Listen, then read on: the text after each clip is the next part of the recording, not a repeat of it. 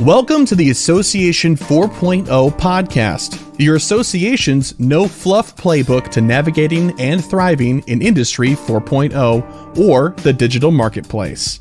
Each week, we bring expert insights to help you and your association stay ahead of the curve. Hello, my name is Sherry Budziak, and I am the host of the Association 4.0 podcast.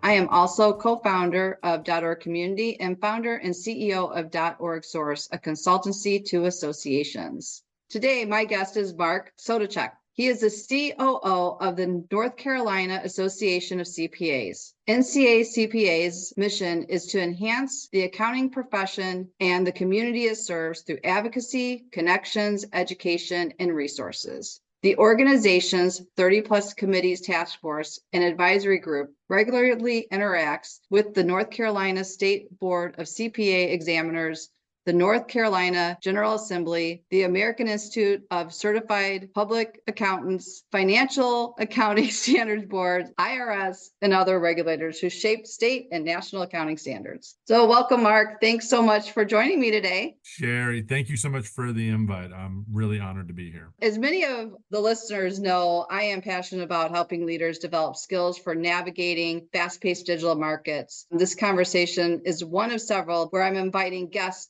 to discuss their strategies and advice for the future in this new environment. Mark, I got to know you through kind of some of your digital transformation endeavors that you led, and I'm really excited to hear from you today and talk to you about what you've done at your organization. So tell us about yourself and NCACPA and what changes the organization has kind of experienced over the last couple of years. And, I guess one of my other questions is, we're still asking is, did the pandemic kind of permanently shift some of your perspectives on things? Well, I'm glad we're starting off with such a light question.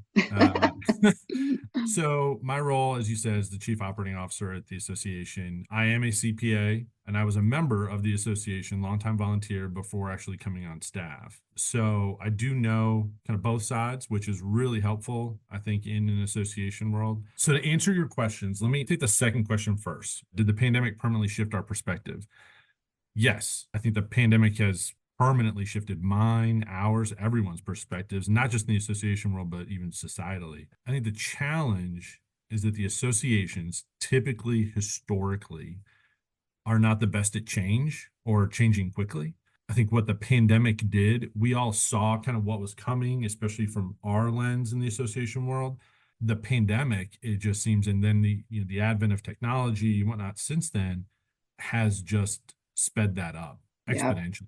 So I think that lends itself to defining kind of what our perspective is, what our shift has been over the last couple of years. And I want to say, thinking through this, our shift has been much more, or just as much, cultural as programmatic. We have had to, as a team, be much more fluid, understand we have a direction, we have what we think the guide is, but also so many things are coming up that were unexpected, new, the environment is creating, and we have to be adaptive to that. And I think that's probably one of the biggest shifts that we've had and what we've experienced over the past couple of years. I think in talking with some of the other leaders who are at the forefront of their industries and associations, the common thread is this notion of avoiding this checklist type strategic plan that covers the next 3 to 5 years, because it's not useful. So much is changing at such a rapid rate. So what we're trying to do is keep our heads focused, but continuing to scan the environment to determine if that endpoint needs to shift or something else new presents itself. But as you alluded to, our digital transformation has absolutely been at the forefront, really our technology infrastructure, really focusing on our sustainability of our organization and staffing. I don't know what you've seen, or I'm sure what you've seen, but the Great Resignation was not just for the Fortune 500 companies. It hit the association space pretty hard as well. Yeah, for sure. I think you touched on quite a few things of, no longer having a 3 to 5 year plan is working for organizations. I talked to a CEO the other day who said they're getting opportunities with grants and things like that just to keep themselves kind of sustainable. And I said, well, what do you do, from a staffing or strategy standpoint? He's like, I just go back to the board and say, okay, well, this is still the plan, but we've got to push it back a year or whatever. Like these are our guideposts, but there's opportunities that are presenting themselves, and we've got to move and be agile and move on those opportunities. And so that lens, I think, is really important. And for me as kind of an entrepreneur, like I'm always looking for that opportunity. So I guess it's good to hear that organizations are starting to think that way a little bit more. And then in terms of staffing, yeah, we're seeing a lot of folks just struggling with trying to keep staff and, be able to pay staff the salaries in the work environment. Now nobody even wants to go back to the office, and the work-life balance is, I don't know, nobody's working like I used to work in my 20s, that's for sure. So that kind of the expectations, and my daughter, all her friends graduated from college this year, and I see kind of their work environments and what associations are competing with, just kind of all of the perks and flexibility and all of those things. Mark, accounting is a profession that technology promises to disrupt in ways that are uncomfortable, ways that we may not even know. So what professional changes are your members experiencing, and how are you guys helping them prepare for future disruption? I'm so happy you asked this question. Short answer, technology will disrupt or even replace those who do not use the technology. And Sherry, I don't think that's isolated to the accounting profession. But yes, if you read in everything from the Wall Street Journal to different media outlets, accounting seems to be like the target for every article of what AI and technology is going to replace accounting as a whole. And I think it's a little ill-informed at first. And I think we need to have a better understanding of accounting, because it's a lot broader than I think what people think. And so in terms of what I think will be replaced in the near term, because it's already going down that road, is general bookkeeping. And I think that's kind of an issue, is that people tie bookkeeping and accounting together synonymously. And bookkeeping is a piece of it, but it is not everything that we do. That's right. Yeah.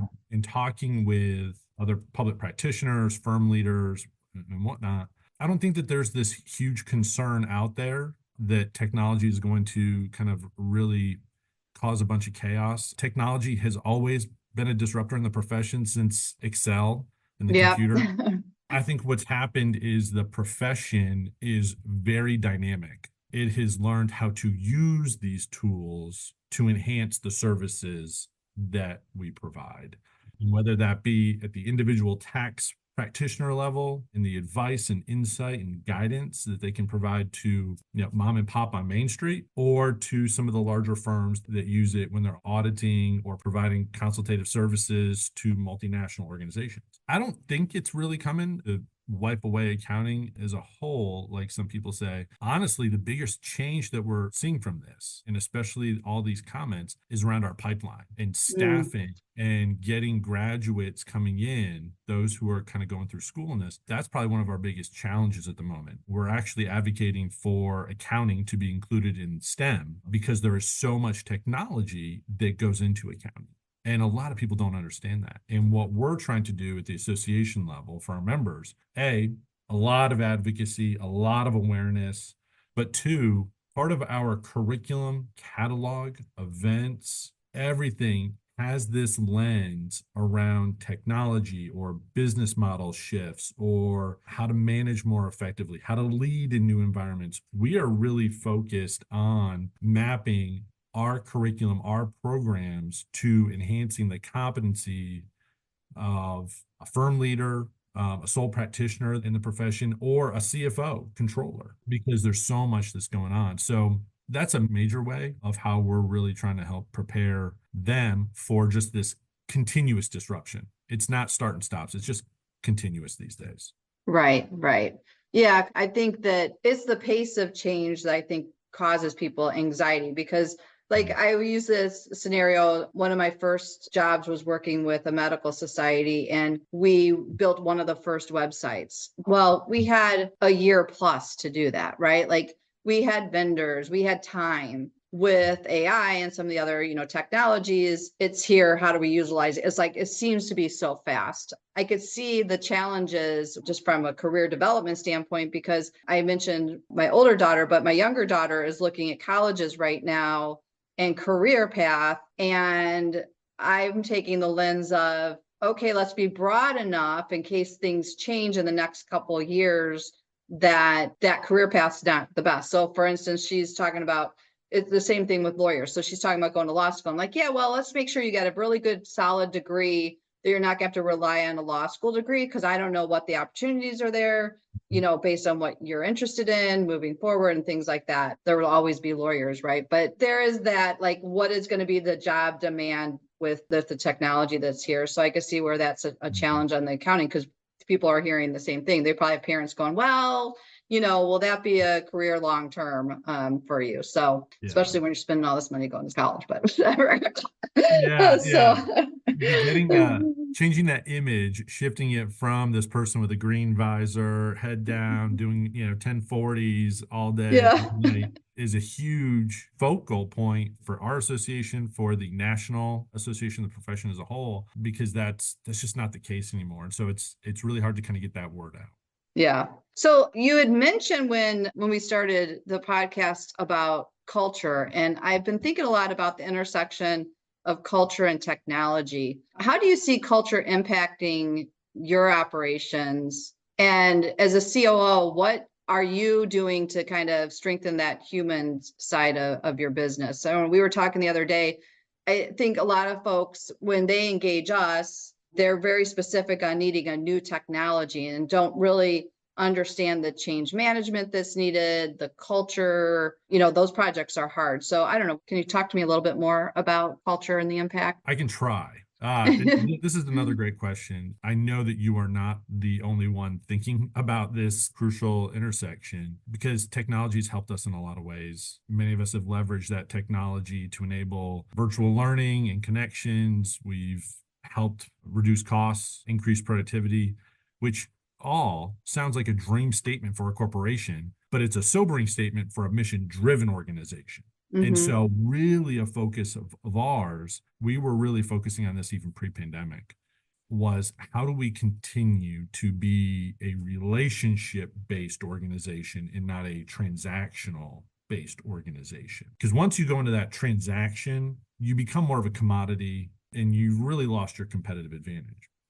So if we want to be more relationship-based, we had to do our own foundational work internally first, build a different culture internally. We're pretty big believers in the Lencioni model, Patrick Lencioni's, the 5 dysfunctions of a team and how to become a higher performing team.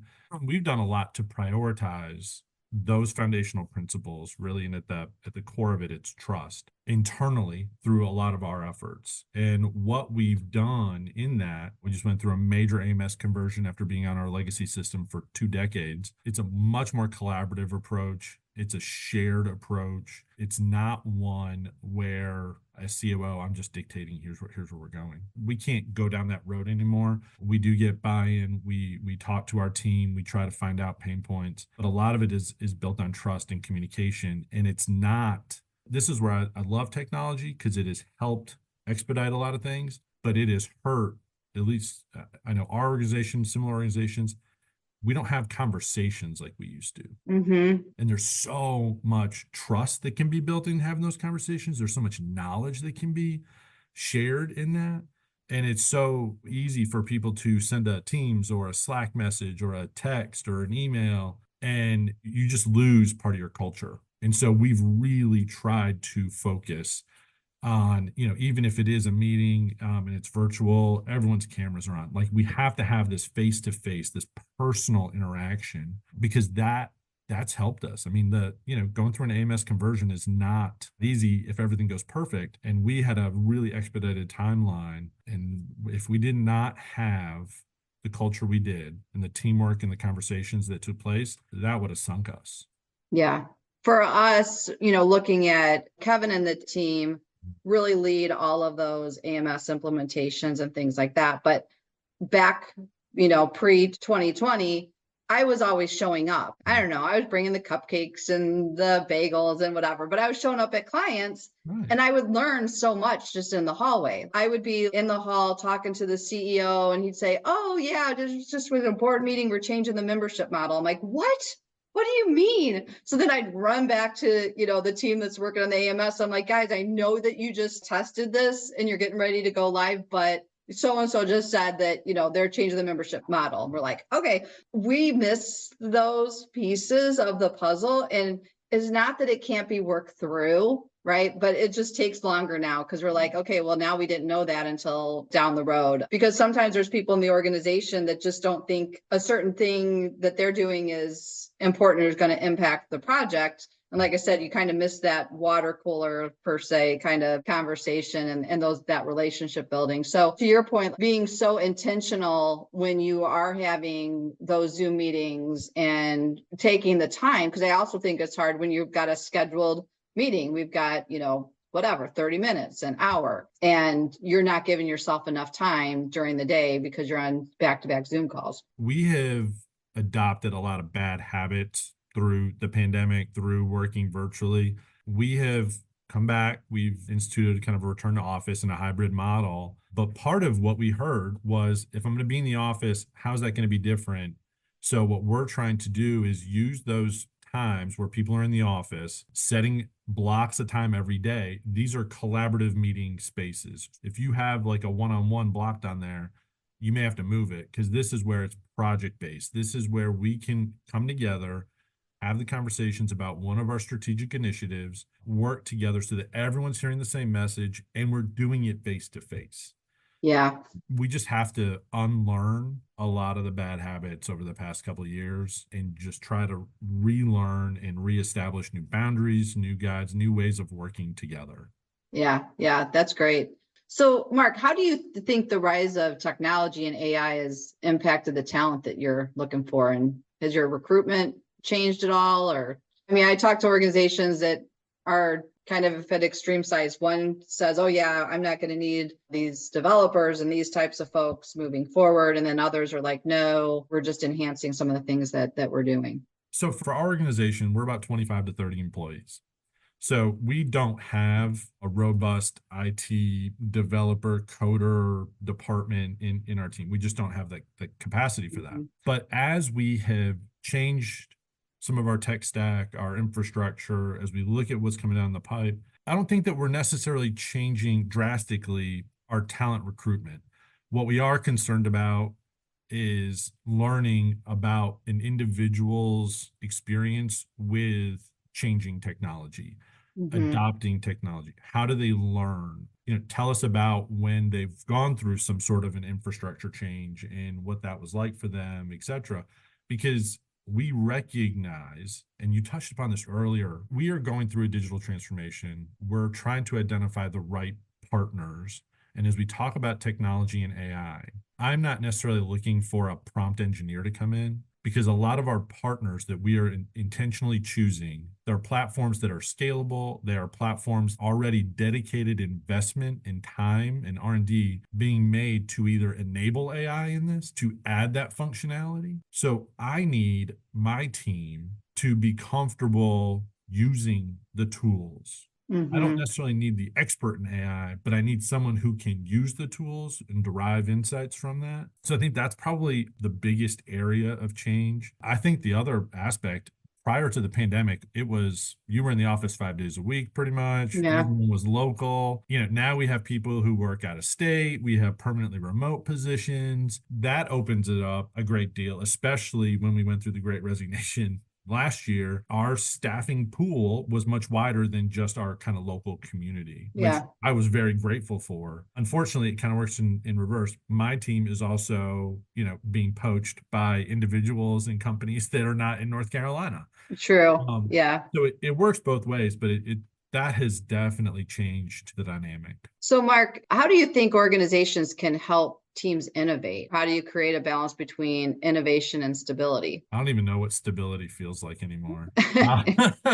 I think the biggest thing, the most important thing that an organization can do to help facilitate and create that culture of innovation, because that's really what we're trying to do. I think the first thing to do is just talk about and make sure everyone understands what innovation means. To me, innovation does not necessarily mean the shiny new technology platform or some significant budget line item. Innovation is progress. It's improvement. It's how can we make an iterative or incremental change to this process that maybe frees up a little capacity or gets things done a little bit more efficiently.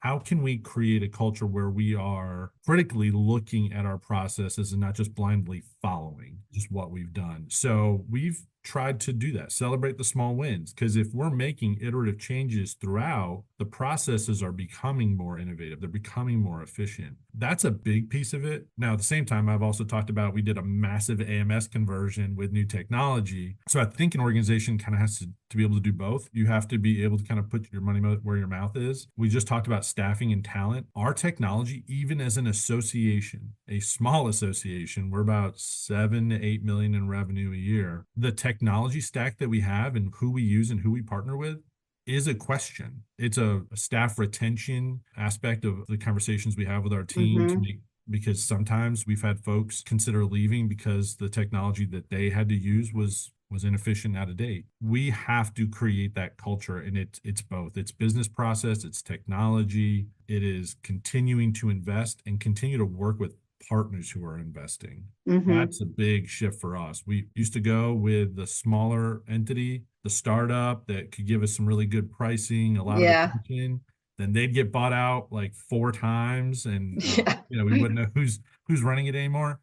We've now tried to find those solid vendors, platforms, reliable, that have the assets to continue to invest in their platform and product. And that's made a big difference with our team. That's great. So I'm going to shift gears on you a little bit and ask you, do you see kind of in the future the dynamics between board and staff changing, or maybe what qualities do boards need to help associations be successful in today's environment? I'm going to answer this more from a staff member's perspective, having seen both sides. Boards shift, they transform, they transition, they have term limits. So you have new people kind of coming in and out as an organization continues to persevere for a longer period of time. Having individuals on a board that are curious, the Ted Lasso, curious and not judgmental, I think was his line, but curious about what you're doing, curious about how you're doing it, having that trust in the leadership around the direction, around the decisions, but are there trying to understand how and in what way they can be assets and resources. They have a fiduciary responsibility, yes, but so many board members don't understand what it's like to run an association. Right. I was treasurer for our association before I even came on.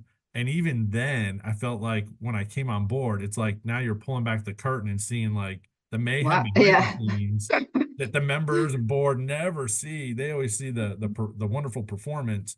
Right.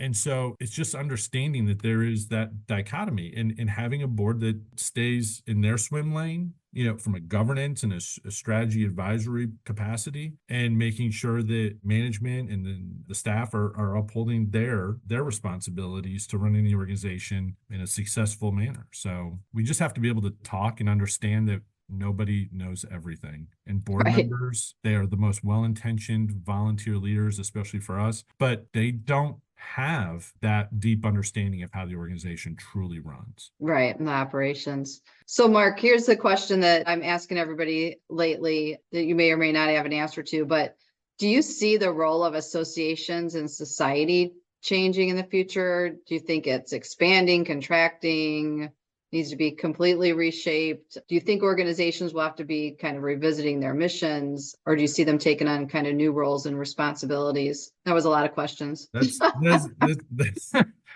lot of questions, a lot of great questions, and a lot that I think everyone is wrestling with. Do I think that the organizations are going to revisit their missions? Let me answer that one first. Yes, we did that. We purposefully, just as an example, removed North Carolina from our mission. We removed CPAs from our mission. It's in our name, but the accounting profession, as an example, is a lot broader than just CPAs. And I think that is where it kind of leads into answering your other questions about, what do associations, especially membership, professional associations, what do they need to do to continue to be sustainable, to thrive, to adapt? And it's thinking beyond maybe what that core mission used to be, whether that's 5, 10, 25 or more years ago. Understand that a lot of what we do is borderless now. Yeah. I do think that it is going to be a different world in the association space. I think that there are some organizations that have a lot of resources, and I think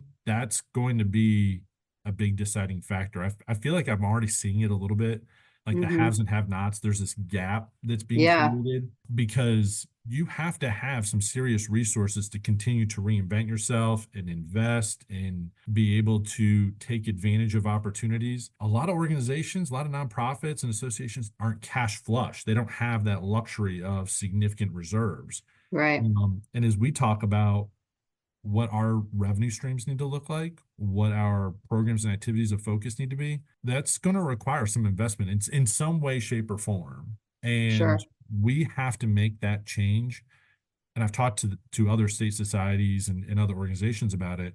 My belief is an organization needs to change and look at these things when they are at their strongest, where they have those resources, they have the ability to try something, maybe fail, learn, adjust, adapt, and try something else. Because if we wait until the bitter end and we try to ride this Mhm. train for as long as we can, that track's going to end at some point. And if you wait until it's too far, you may be forced to make a decision that may not be what you really want or need or be the best, but it's what you have to do versus trying to influence and control the future of your organization. That's where I have been talking to our board about, talking to our staff about. We want to play from the perspective of we want to try to influence what our future is, not be influenced by the market telling us where we unfortunately have to go. Yeah, absolutely. Well, that's some great thoughts and insights, Mark. I really appreciate all of your time, and this was a great discussion. And I want to thank our listeners. Hope they enjoyed the episode today. And Mark, if somebody wants to get in touch with you, what's the best way to do that? Email. You can email me, msoticheck@ncacpa.org. Great. Well, thank you so much. I really appreciate your time today, Mark. This was great. Thank you so much, Sherry. I really appreciate being here. Thank you. We hope you enjoyed this episode and discovered tips and information that will add value to your leadership style and your association. orgSource specializes in positioning teams for success with solutions for technology, strategy, and marketing. Please contact us at info@orgsource.com or visit www.orgsource.com to find out how to keep your organization on track to Association 4.0.